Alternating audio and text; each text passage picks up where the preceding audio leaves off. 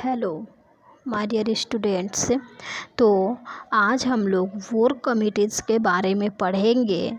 इसके पहले वीडियो में हम लोगों ने जितने भी हेल्थ कमिटीज़ हैं उसके बारे में देखा था। अब हम लोग वर्क कमिटीज़ के बारे में देखते हैं। ये एग्ज़ाम के व्यू से एक इम्पॉर्टेंट टॉपिक है। मेनली जो कमिटीज़ है इसमें ज़्यादातर 3 पूछे जाते हैं: work committees, Mudaliar committees and Kartar committees. तो इसको आप लोग अच्छे से देखिएगा। चलिए सबसे पहले हम लोग देखते हैं कि it is also known as health survey and development committees. जो वर्क कमिटीज़ थी इसका दूसरा नाम health survey and development committees भी है। It was appointed under the chairman of chief of survey William Joseph Bhore in 1943 in Indian civil. इसको जो appointed किया गया था ये विलियम जोसेफ वोर के द्वारा। जो भी चीफ चेयरमैन थे ये विलियम जोसेफ थे और इनके द्वारा ही इसको अपॉइंटेड किया गया था 1943 में इंडियन सिविल में। देन थर्ड पॉइंट है, this committee is constituted before pre independence of India and it provide it's recommendation in 1946 में इसका रिपोर्ट सबमिट किया गया था और इसकी रिकमेंडेशन भी 1946 में इंडिया को प्रोवाइड किया गया था। तो इसका बात करें तो ये 1946 में ही अपन काउंट करते हैं। इसके ऑब्जर्वेशन की बात करें कि वर्क कमिटीज़ की क्या क्या ऑब्जर्वेशन थी। फर्स्ट थी CDR जो कि 22.4 पर 1000 थी। IMR की बात करें तो 162 पर 1000 लाइव बर्थ थी। MMR की बात करें तो 20 पर 1000 लाइव बर्थ थी। इसमें लाइफ एक्सपेक्टेंसी रेट जो थी 27 ईयर थी। Incidence of communicable disease was very high. जो कम्युनिकेबल डिजीज़ की इंसिडेंस थी वो बहुत ज़्यादा थी। Disease like chicken pox, cholera occur in the form of epidemic, यानी कि एपिडेमिक के फॉर्म में चिकन पॉक्स, कोलेरा होता था उस टाइम पे। देन रिकमेंडेशन की बात करें कि वर्क कमिटीज़ में क्या क्या रिकमेंडेशन दी गई थी, तो इसके short terms and long terms 2 terms थे। शॉर्ट टर्म्स में देखें तो to be implemented within 5 to 10 year, मतलब कि इसको 5 to 10 ईयर तक के अंदर इम्प्लीमेंटेड किया गया था। 1 PHC centre should be establish to coverage about 40,000 population in rural area. जो भी रूरल एरियाज़ हैं उसमें 40,000 पॉपुलेशन को कवर करते हुए एक PHC सेंटर को इस्टेब्लिश किया गया था।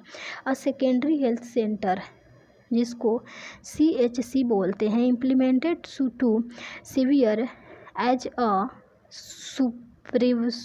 सुपेरियरी कोऑर्डिनेटिंग एंड रेफरल इंस्टीट्यूट। जो CHC थी उसका इम्प्लीमेंट इसलिए किया गया था ताकि एक रेफरल इंस्टीट्यूट एंड सुपेरियरली कोऑर्डिनेट किया जा सके।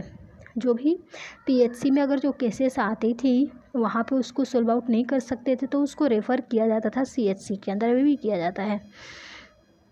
Each PHC have 2 medical officers, 4 public health nurse, 4 midwife, 4 trained DIs and 4 to 5 4th class employees। यानी कि एक PHC के अंदर 2 मेडिकल ऑफिसर्स होंगे, 4 पब्लिक हेल्थ नर्स होंगी, 4 मिडवाइफ होंगी, 4 ट्रेन दाइज होंगी एंड 4 to 5 जो 4th क्लास के एम्प्लॉयज़ होते हैं वो होंगे।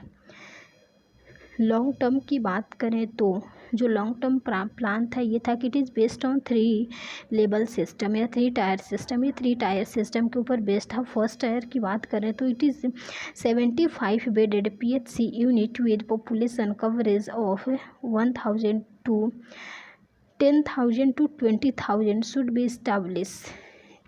इस मतलब ये 75 बेडेड थी जो कि 10,000 to 20,000 पॉपुलेशन को कवर कर रहा था।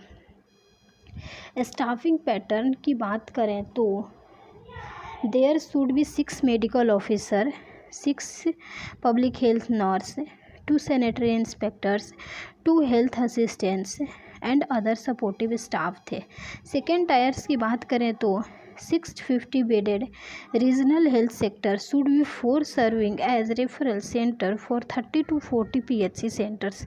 30 से 40 PHC सेंटर के लिए एक रेफरल सेंटर बनाया गया था जो कि 650 बेडेड को रीजनल हेल्थ सेक्टर में उसको मतलब इंक्लूड करता था।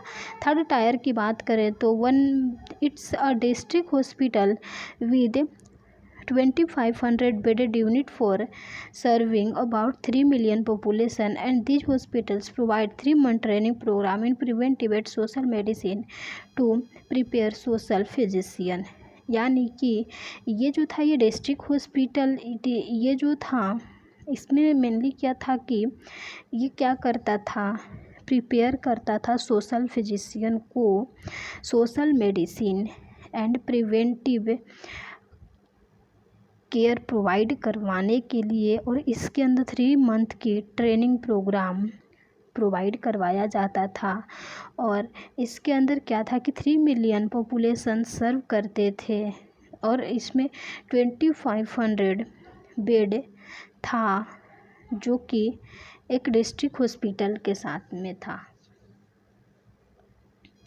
तो आई होप कि आप लोगों को समझ में आ गया होगा कि वॉर कमिटीज़ क्या थी, इसकी क्या क्या ऑब्जर्वेशन थे, क्या क्या रिकमेंडेशन थी। वॉर कमिटीज़ को health survey and development committees के नाम से जाना जाता है। ये 1956 में इसको रिकमेंडेशन दिया गया था। ऑब्जर्वेशन इसकी ये सारी थी एंड रिकमेंडेशन भी अलग अलग थी। रिकमेंडेशन में short term and long term थे। शॉर्ट टर्म में मेनली वो क्या किया गया था कि 5 to 10 ईयर्स के अंदर में इसको इम्प्लीमेंट किया गया था और इसके अंदर पीएचसी को इस्टेब्लिश किया गया था। देन सीएचसी भी इम्प्लीमेंट किया गया था ताकि जो भी इसको रेफरल इंस्टीट्यूट भी बोला जाता है। और एक पीएचसी के अंदर कितने एम्प्लॉय होंगे, कितने डॉक्टर्स होंगे, कितने 4th क्लास के वर्कर्स होंगे, इन सब चीज़ों के बारे में बताया गया कि एक पीएचसी जो होगी उसमें 2 मेडिकल ऑफिसर्स होंगे, 4 पब्लिक हेल्थ नर्स होंगी, 4 मिडवाइफ होंगी, 4 ट्रेन डाइज होंगी एंड 4 to 5 4th क्लास के जो वर्कर्स होते हैं वो होंगे। लॉन्ग टर्म प्लान जो थे ये क्या था कि ये 3 टायर सिस्टम के ऊपर बेस्ड था, first, second and third. First के अंदर भी इसके अंदर क्या हुआ था कि पीएचसी में 75 बेड को दिया गया था और ये पॉपुलेशन जो था ये 10,000 to 20,000 पॉपुलेशन को कवर करता था। और स्टाफिंग पैटर्न में भी वही था कि 6 मेडिकल ऑफिसर थे, 6 पब्लिक हेल्थ नर्स थे, 2 sanitary inspector, 2 health assistant and other health supportive staff थे जो भी 4th क्लास वर्कर्स थे वो सारे थे। सेकेंड टायर से जो था रीजनल हेल्थ सेक्टर था जो कि सर्व करता था एज ए रेफरल सेंटर, जो कि 30 to 40 पीएचसी सेंटर्स के लिए बनाया गया था। यहाँ पे जो भी पीएचसी सेंटर जो थी वहाँ पर क्या होता था कि जब कोई भी केसेस होता था वहाँ पर नहीं सोल्व आउट होता था तो उसको रेफरल किया जाता था, जो कि सेकेंड टायर के इंक्लूड है। थर्ड टायर में वही था, ये डिस्ट्रिक्ट हॉस्पिटल के साथ है, मतलब 2500 बेडेड के साथ इसको दिया गया था और इसके अंदर 3 मिलियन पॉपुलेशन सर्व करते थे। और इसके अंदर 3 मंथ के ट्रेनिंग प्रोग्राम भी 3 मंथ ट्रेनिंग प्रोग्राम भी प्रोवाइड करवाया जाता था जो भी हेल्थ केयर स्टाफ्स हैं उनको। तो आई होप कि आप लोगों को समझ में आ गया होगा, बट फिर भी कोई डाउट हो तो आप लोग कमेंट बॉक्स में कमेंट कर सकते हैं। हम लोग अगले वीडियो में मुडालियर कमेटी के बारे में देखेंगे।